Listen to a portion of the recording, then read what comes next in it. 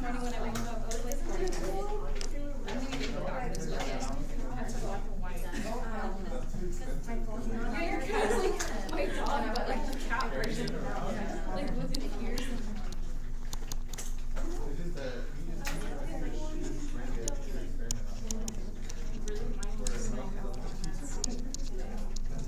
Yeah, it is. It's so much easier.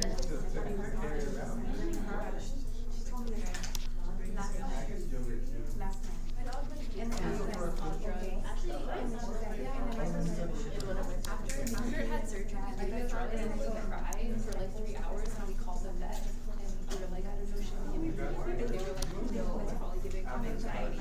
Don't give him any at all. And we just didn't give him any at all. He was like 5. Mine was trying to jump off houses and onto cars. Why did you put your cat inside? Outside until it gets better. I did not. How did you not go outside? Can you just go outside? That's amazing. Oh, the paid one.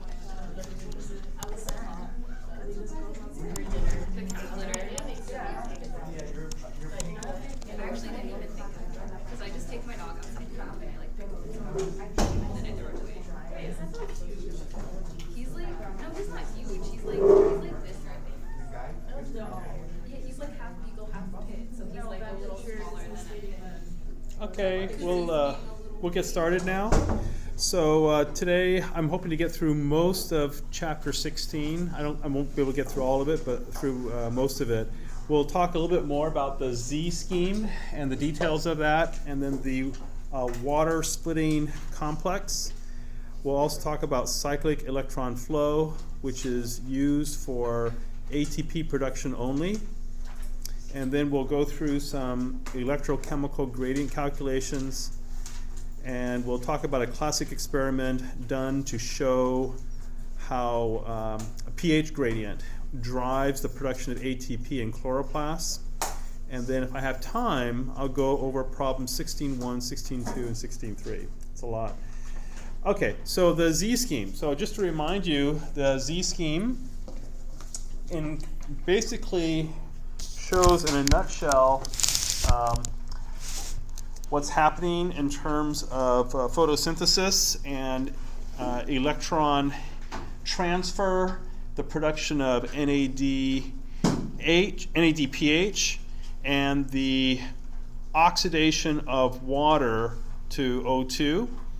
It also shows you how 8 protons are moved from the stroma into the lumen, and also you get an extra 4 protons that come from the water. So as the water becomes stripped of its electrons and you create O2, protons are created. So you have a total of 12 protons that are built up in the lumen of the thylakoid for every 1 mole of oxygen, O2 oxygen that's made. This scheme doesn't talk about how the ATP is made, but you can imagine that in another section of the thylakoid membrane there's going to be an ATP synthase, and these protons that are built up in the lumen are going to flow through that ATP synthase through the F0 and the F1 part. Actually, I think they call it CF0 and CF1, C standing for chloroplasts. And eventually you'll be able to make ATP. And that ATP will be created on the stromal side of the lumen, right? So it's on the stromal side of the lumen, just the opposite of what you would think for the mitochondria. The mitochondria, the ATP is made inside the mitochondria, in the matrix of the mitochondria, whereas here the ATP will be made in the stroma of the chloroplast. All right, let's sort of summarize what this PS1 and PS2 are responsible for. So we'll just sort of summarize. PS1 standing for photosystem 1, and PS2, photosystem 2. They're responsible for O2 production.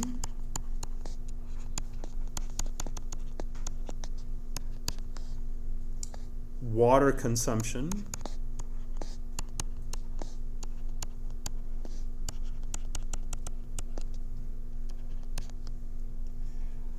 Buildup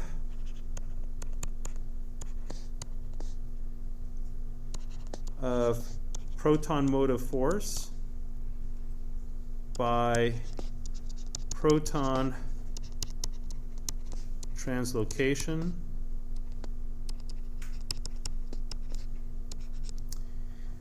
and something else. Anybody know what else we can use to build up the proton motive force? We talked about getting the protons translocated across the membrane, but I mentioned one other source of the protons. Anybody know where the other, what the other source of the protons will be for the lumen?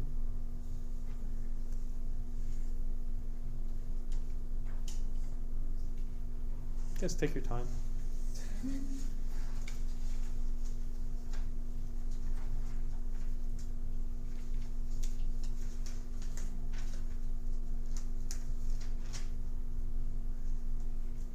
So when I say translocation, I mean across the membrane. So these are protons that are built up across from the stroma going to the lumen. But there's other protons that come from someplace else that also contribute to the PMF. Can you say water? Yes, and water. Okay. And then number 4, we have the reduction of NADP plus to NADPH. So we have all those things going on here. And a balanced reaction. Let's see if I can.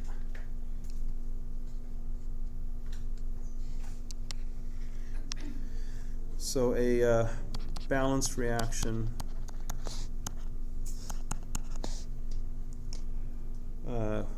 for PS1 and PS2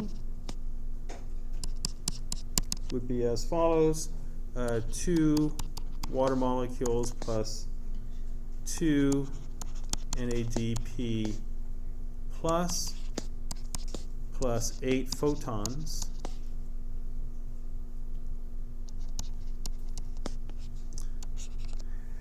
and those will create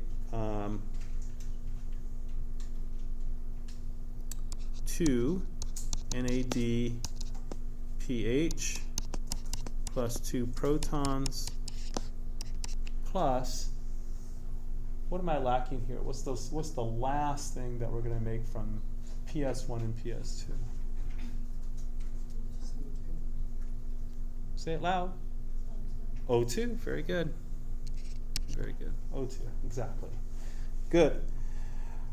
All right. So let's talk about the reactions that take place in photosystem 2. I know that we talked about it for a bit. By the way, does anybody remember the name of the reaction center in photosystem? Actually, let's do photosystem 1. I'm sorry. Does anyone remember the name of the reaction center in photosystem 1? Yes, it's really hard, right? Because it's actually photosystem 1 is the one to the right on the Z scheme. Okay, so now that I said that, which reaction center? 700, right. So P700. So I'm going to go through P700 first, the blow by blow. What are the reactions that are taking place?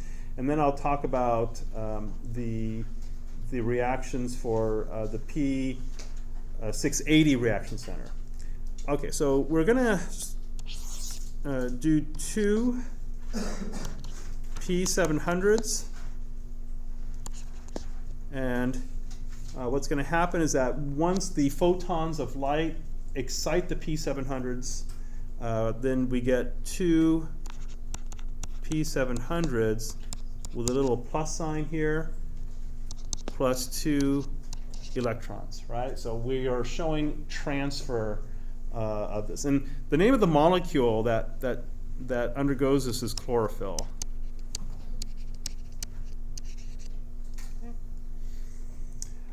Now the next reaction is we've got 2 of these A zeros plus the 2 electrons, and that's going to give us 2 A zeros, and I'll just signify that little dot as now those 2 chlorophylls have an extra electron on them. And this is also chlorophyll.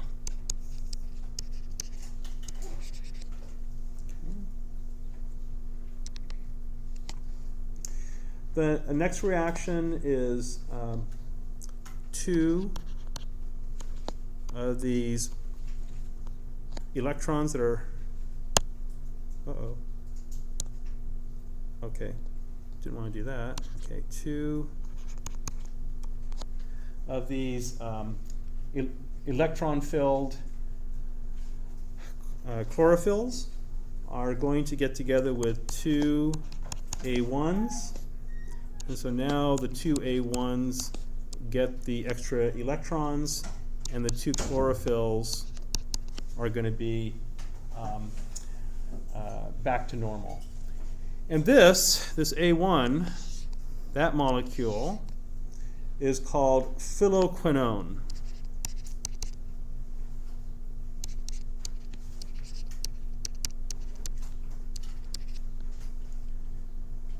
And does anybody remember, I didn't write this very well, sorry, quinone. Does this actually ring a bell, this word quinone?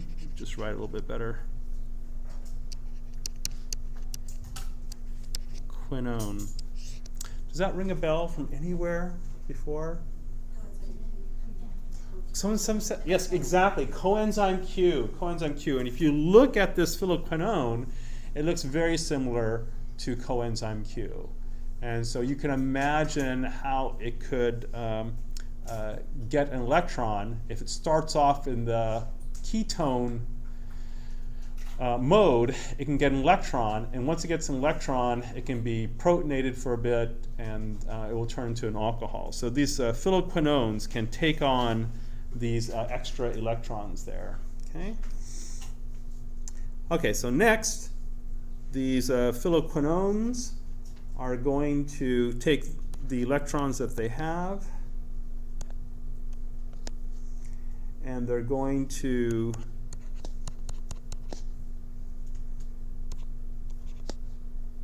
combine with an iron-sulfur complex,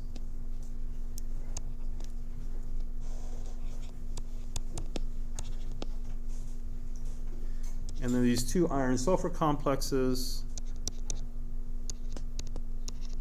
are now going to have extra electrons on them.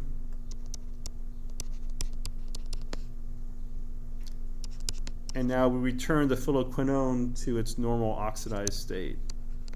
Okay. Now, does anybody remember when we put an electron onto the iron, does anyone remember the charge on the iron after it gets an electron placed onto it?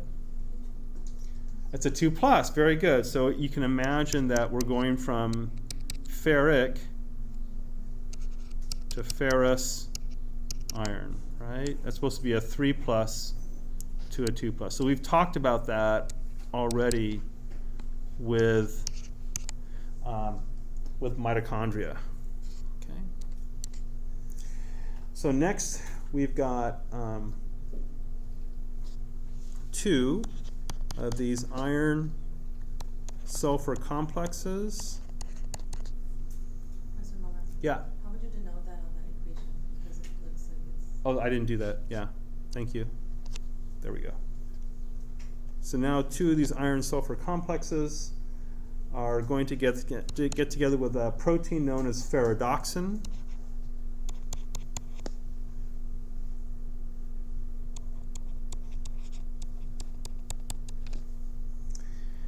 And these ferredoxins then are now going to grab the electrons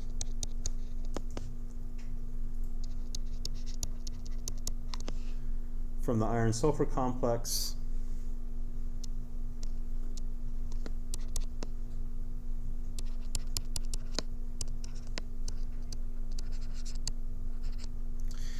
and the ferredoxin is also what we call an iron sulfur complex. Okay, so that's also belongs into that class.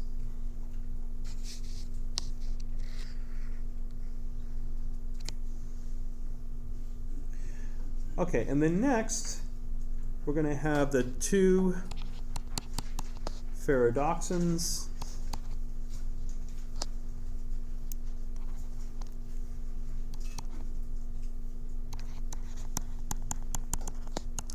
that have electrons on them, and it's going to get together with two protons. That's going to get together with one NADP+, and we're going to create two ferredoxin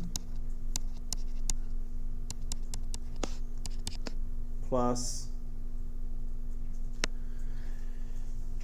And so what are we going to create here? Two ferredoxins plus what?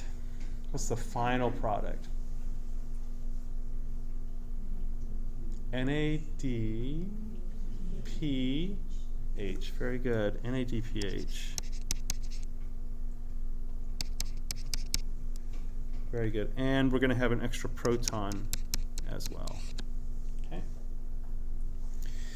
Okay, so those are the results here. And the enzyme that does this is called ferredoxin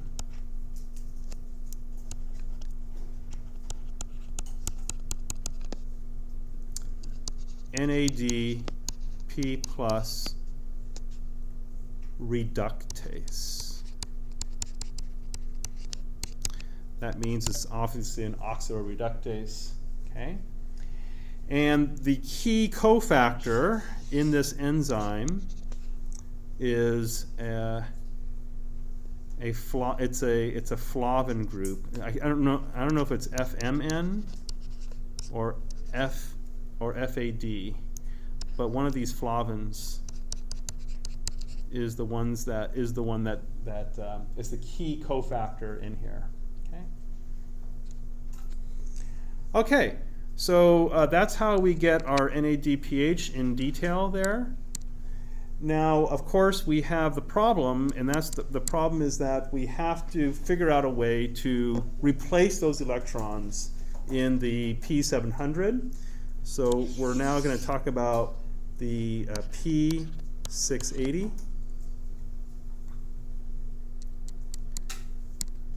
Reaction center. And so what's going to happen is that you're going to have two P680s, and those are going to get activated so that they lose their electrons.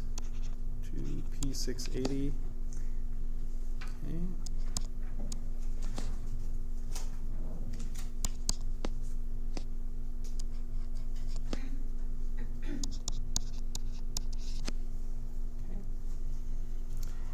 And does anybody remember how this happens? This 2p680, how does it achieve this ability to transfer its electrons? What has to happen? It absorbs light. Very good.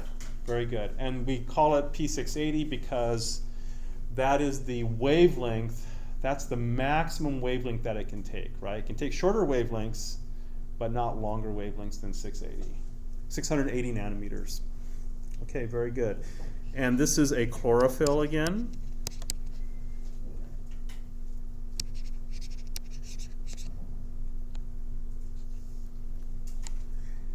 And then now we've got two electrons plus two what are known as pheophytins, and that's going to create two pheophytins that have extra electrons. It's pheophytin.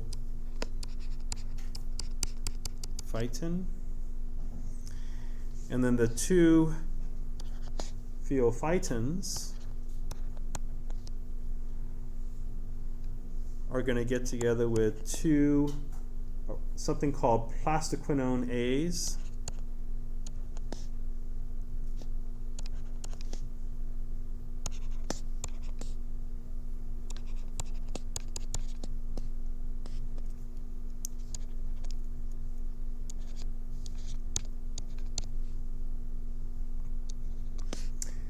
And this is called special plastoquinone A.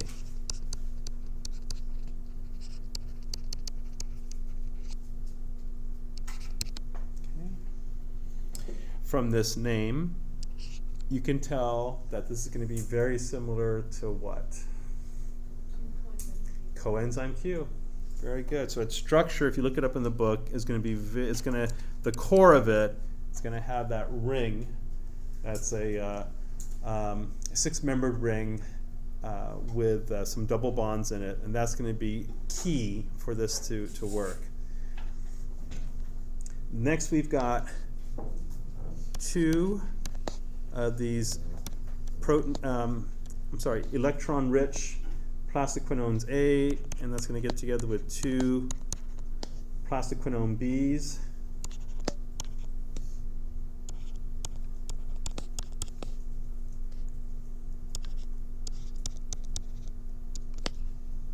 And that's special plastoquinone B.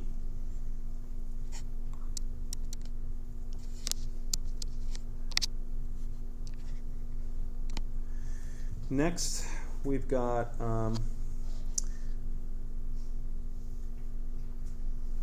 two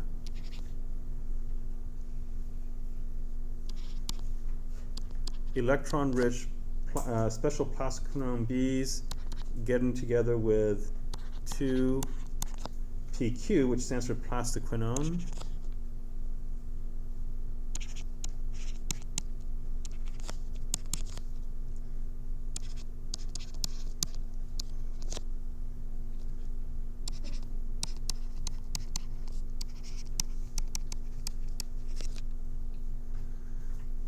And then the plastoquinones that are electron rich will transfer the electrons to this molecule right here.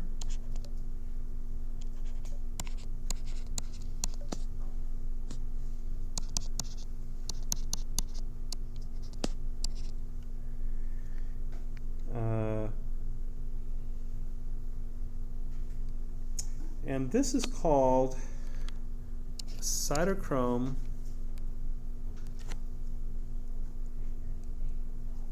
hold on. This is called cytochrome B6F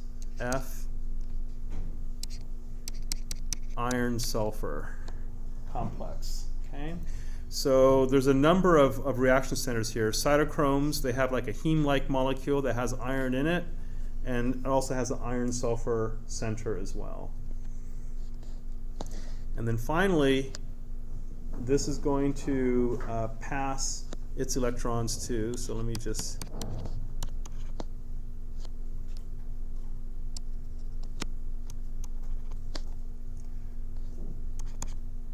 to two PCs.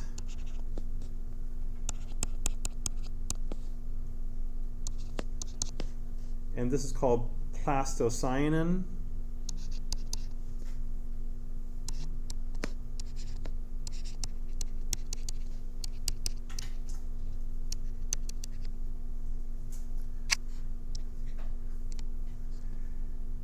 And then finally we have the two PCs are going to pass their electrons to two P700s that have just lost their electrons, and now we can reduce the P700s.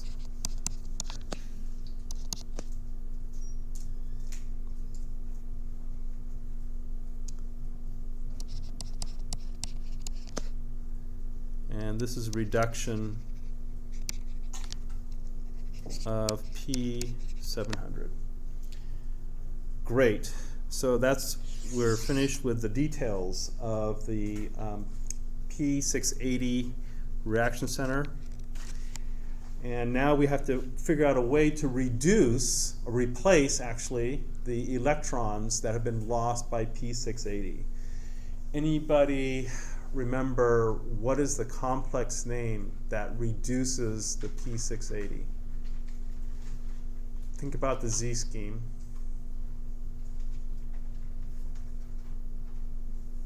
We have to reduce the oxidized P680. Where are those electrons going to come from?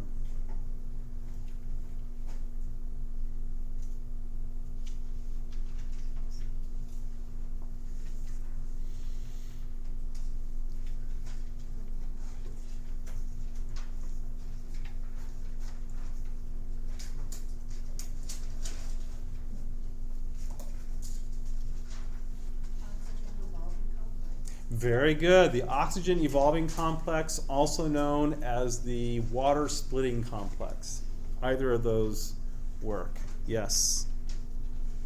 Okay, so what happens here? We start off with water, so we're going to talk about the water splitting complex. I'll just call it the water splitting complex, and you just know that it's also called the oxygen evolving complex.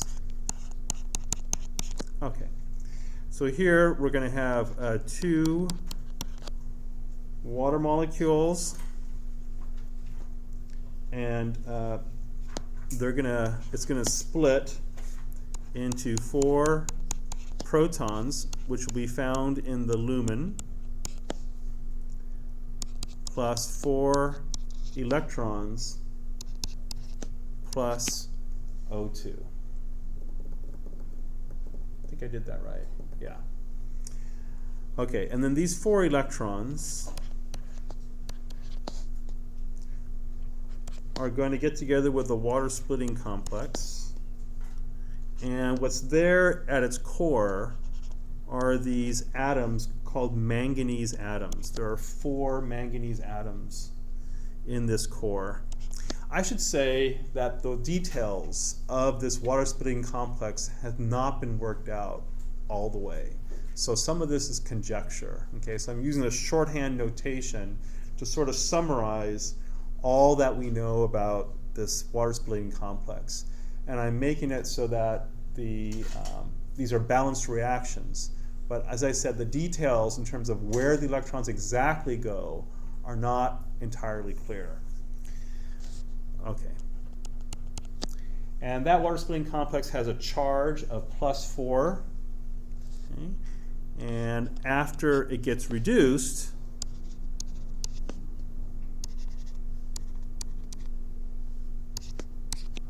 what would be the net charge on the water splitting complex?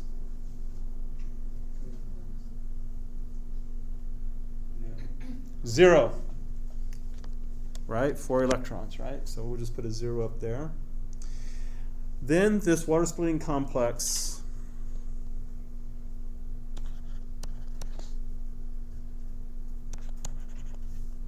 with its 4 manganese metals atoms, which is reduced now, is going to get together with 4 tyrosines. I'm going to just draw for you the side chain of tyrosine here, just so that you are clear what tyrosine looks like. That's just the side chain of tyrosine. Okay, so that's the side chain of tyrosine. It's a particular tyrosine actually within the water splitting complex. And this can remove a hydrogen, not a proton. I drew that wrong, sorry. Can remove a hydrogen, And when I do that, I can create, I'll make the product down here.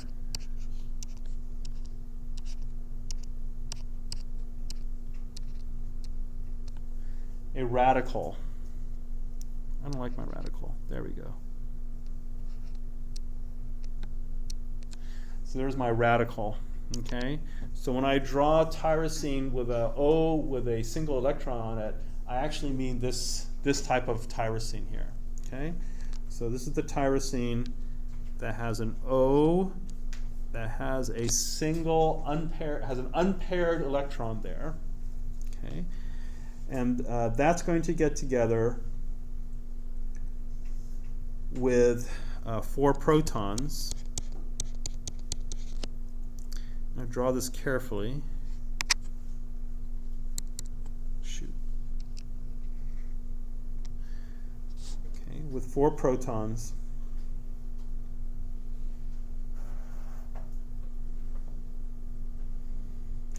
And I'm going to create, in this reaction, WSC with manganese 4 with a 4 plus charge plus 4 tyrosines. Just draw that again.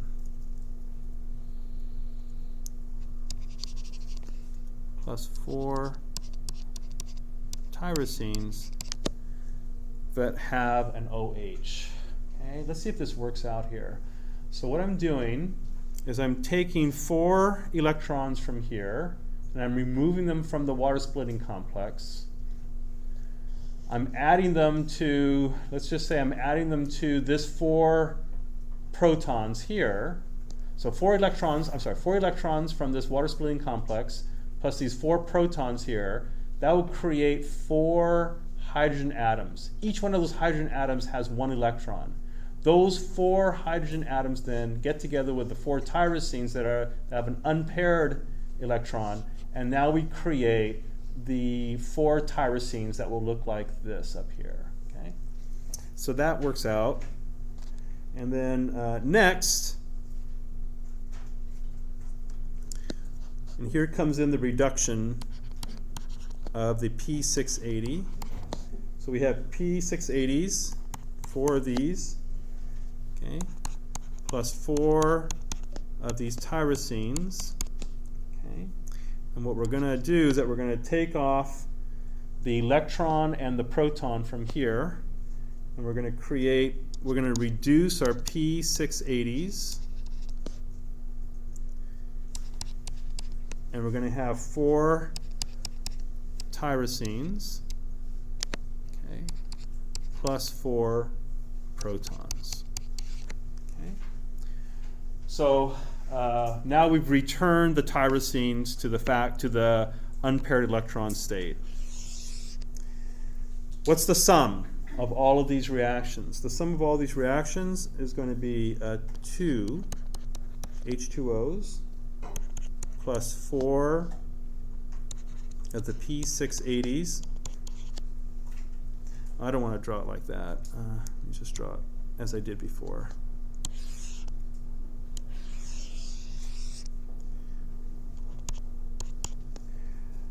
And then we're going to get oxygen. We're going to get 4 protons that are going to be in the lumen. And we get 4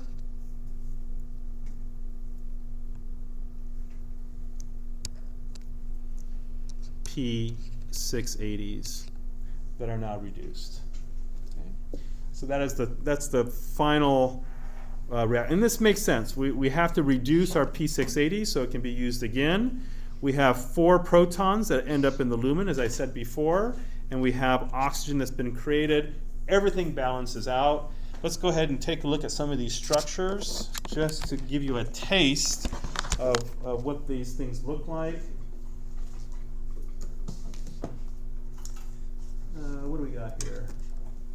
Here's plastiquinone. So I'll just sort of flash this to you. So here's plastiquinone here. It looks very much like the coenzyme Q that we talked about with 2 ketone groups there. Here is a crystal structure of the water splitting complex. And so you have here manganese number 1, manganese number 2, manganese number 3, manganese number 4. You have a lot of oxygen atoms here. Okay, so here's an oxygen atom, here's an oxygen atom, here's a calcium.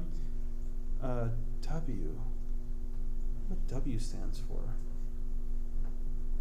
Okay, I don't know what W stands for. But anyway, you've got probably that's an oxygen from water. This is probably oxygens from water. Okay, so this is what we know about the complex here. Then here is that famous tyrosine that I was talking about, how tyrosine is going to be activated so that it now gets it's a unpaired electron on the oxygen. Your book made a mistake.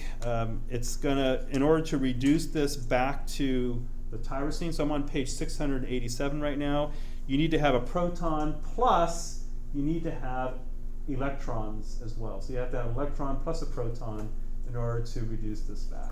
Okay? So my scheme, I think, simplifies a lot of this. There's a lot of difficult stuff to understand, but I think my scheme kind of simplifies all this. Okay, let's now talk a little bit about sort of the big picture again. We're going to zoom back out. We've talked a lot of details about the Z scheme now. Now let's go ahead and zoom back out. We've got this situation where we have photosystem 1. Photosystem 1 is going to take a photon or photons, and eventually you get reduction of NADP plus to NADH. And you've got also photosystem 2 here. Photosystem 2, you have a photon, and you've got the pumping of 8 protons into the lumen here. Okay. Here's the 4 protons that come from water, which I just talked about. Those add to those 8 protons, so you get a total of 12 protons for every 2 water molecules that go through this system. And you've got also this, these protons are going to come through the ATP synthase. I know it's CF0, CF1, this is just like the mitochondria when you have 2 main components, an F0 and F1 component. It works the same way. This is going to be a channel where the protons come through. You're going to have rotation going on here, and you have basically ADP plus inorganic phosphate. It's going to make ATP, and you get protons that come through. Okay, so that is the big scheme. I should say also that there's something called cyclic electron flow. Okay, that's on page 692. This is a situation where you want to make ATP, but you have plenty of FADPH in the system. So there's no need to make FADPH in this system. So what happens is that you have entirely within photosystem 1, you've got transfer of electrons, electron flow up to the point where you have ferredoxin, and then instead of ferredoxin giving its electrons to the NADP plus reductase, the ferredoxin transfers its electrons to cytochrome B6F, and here the electrons get transferred to plastocyanin, and plastocyanin goes back to that will reduce the P700.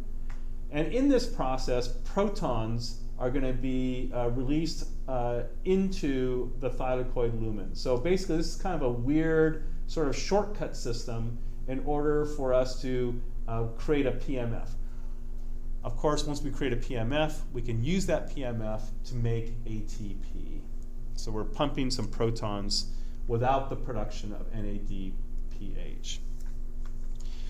Let's now talk about some energetics. Okay, some energetics here.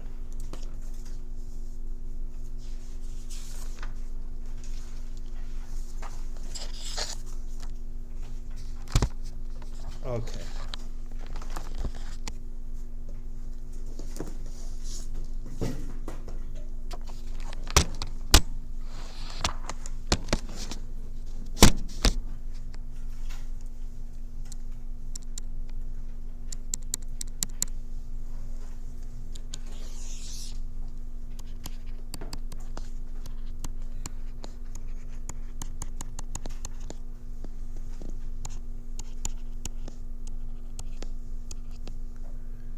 Oh, I always get this mixed up. Hold on. That's I'll call this electrochemical gradient.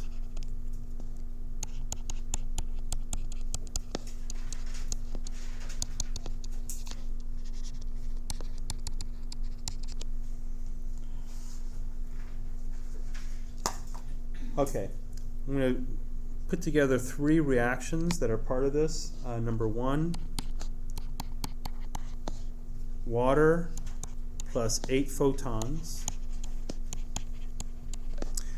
4 for photosystem 1 and 4 for photosystem 2, so 8 photons altogether, is going to give us oxygen plus 4 protons in the lumen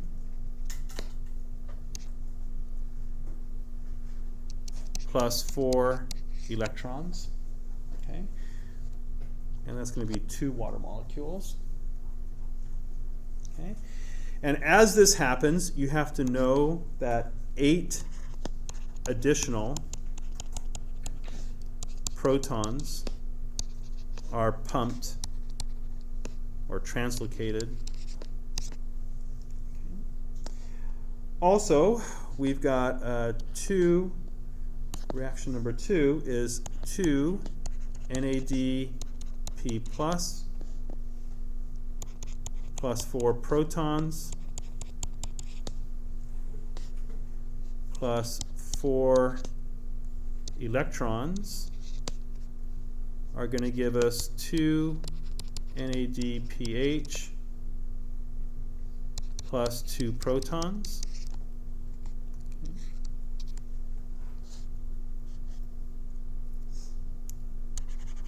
Just draw this a little bit better. Okay. And then 3, we're going to have 3 ADPs plus 3 inorganic phosphates are going to make 3 ATPs in this process.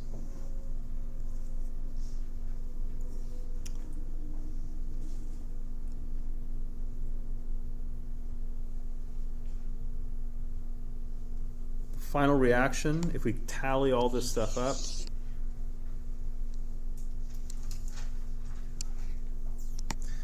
will be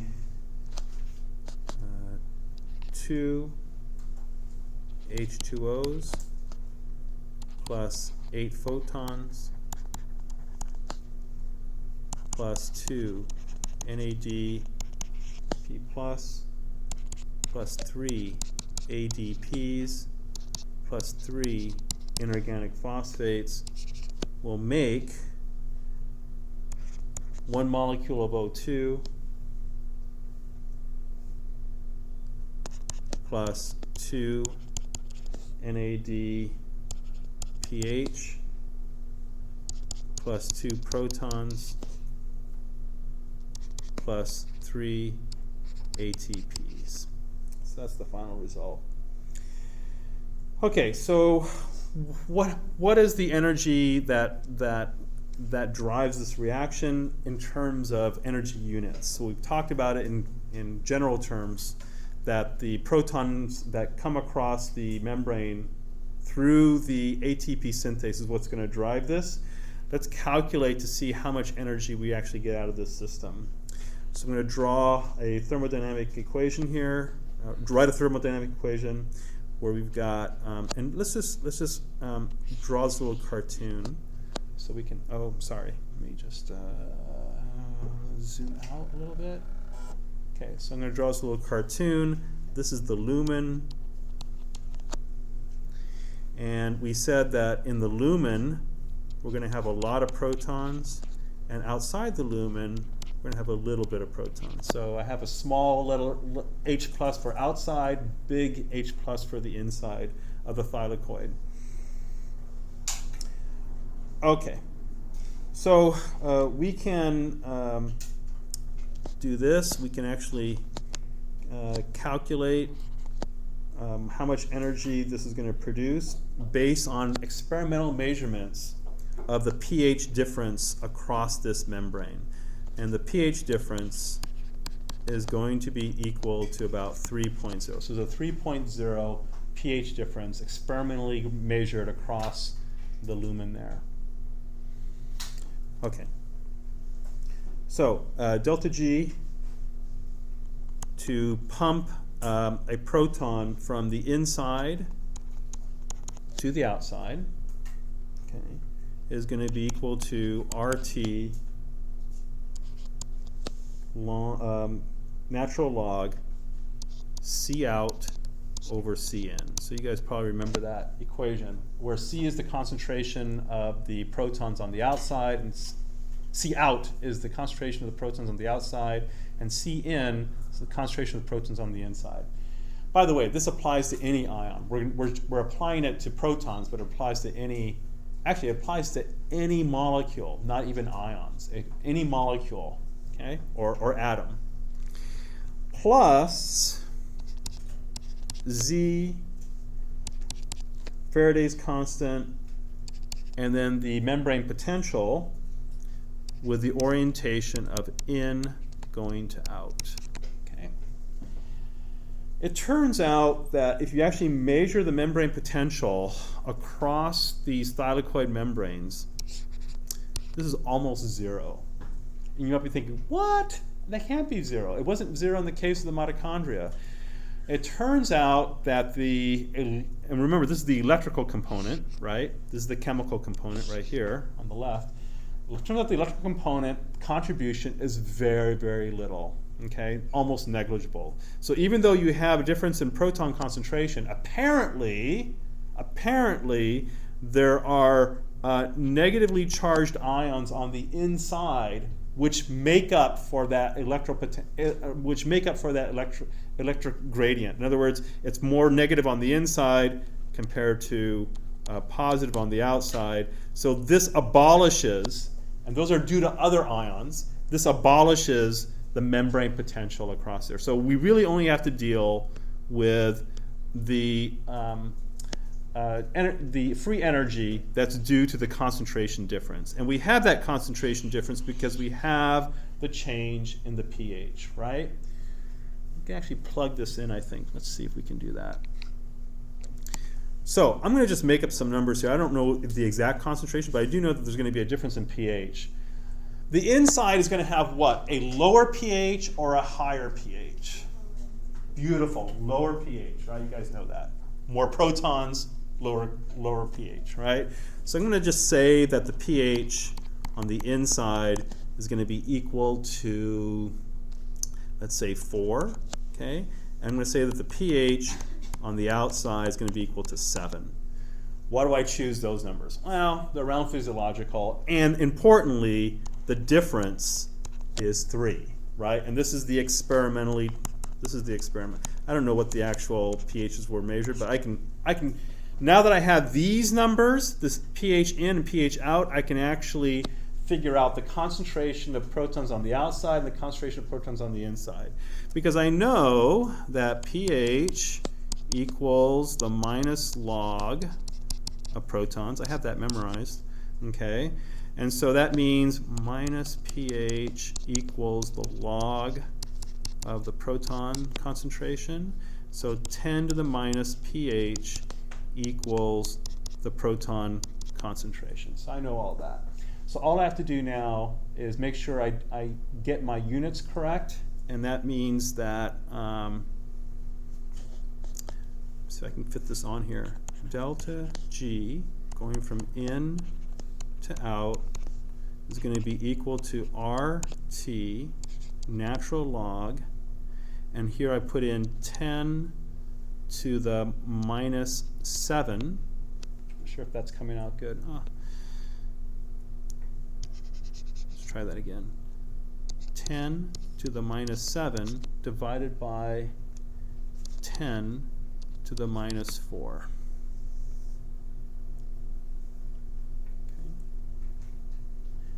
Looking at this, I haven't filled in everything here, but I think I put those numbers in right, didn't I? Right? pH, the outside concentration is going to be pH 7, the inside is going to be pH 4. So looking at this, just looking at this, is this delta G going to be a negative number or is it going to be a positive number? What do you guys think? This is small relative to this, right? What do you guys think? Take your time. It's not easy. I'm just showing you this for the first time. I've been thinking about this for years. What do you guys think? It's going to be a positive number or a negative number?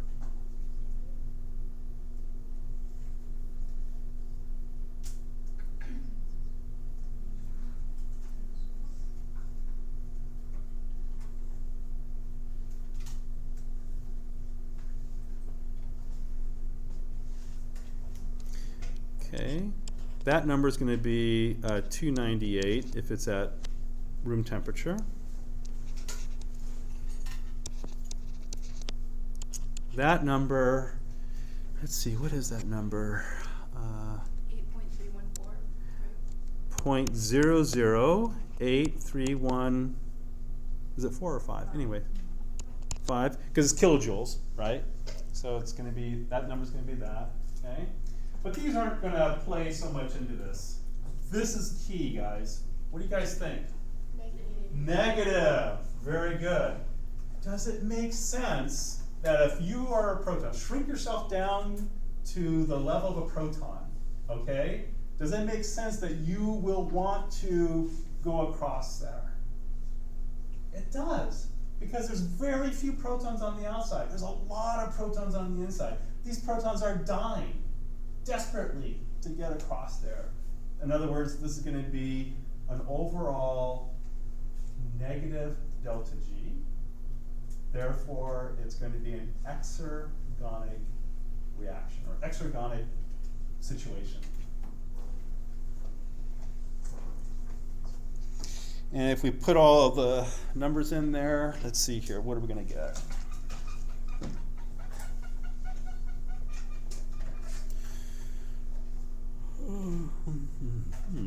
Okay, that's going to be 0.0081. Oops, I already screwed up. 8315. Yeah. I think one of you guys should help me out here. Negative 17.12. Yes. Okay, I'll just say 17.1 kilojoules per mole. So for every mole of protons, anybody want to check that? Do I have a second on that? It's always good to have a second.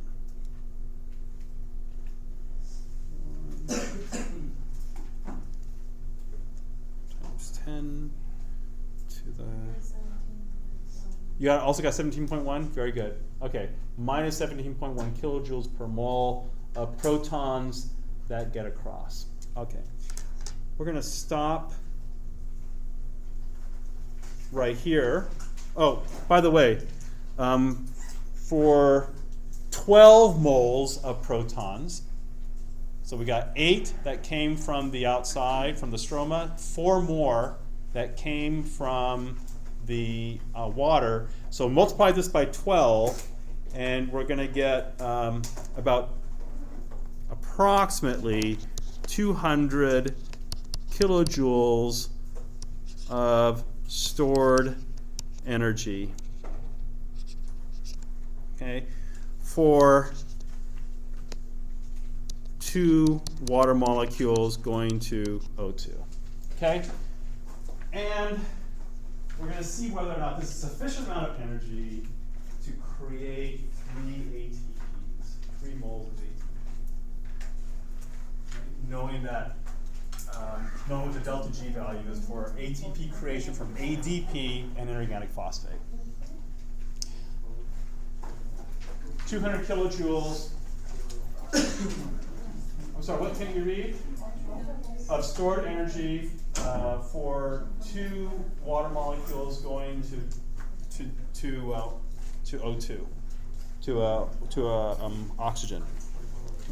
Okay, we'll stop here. We'll see each other on Wednesday. Did I put the sapling learning for this chapter yet?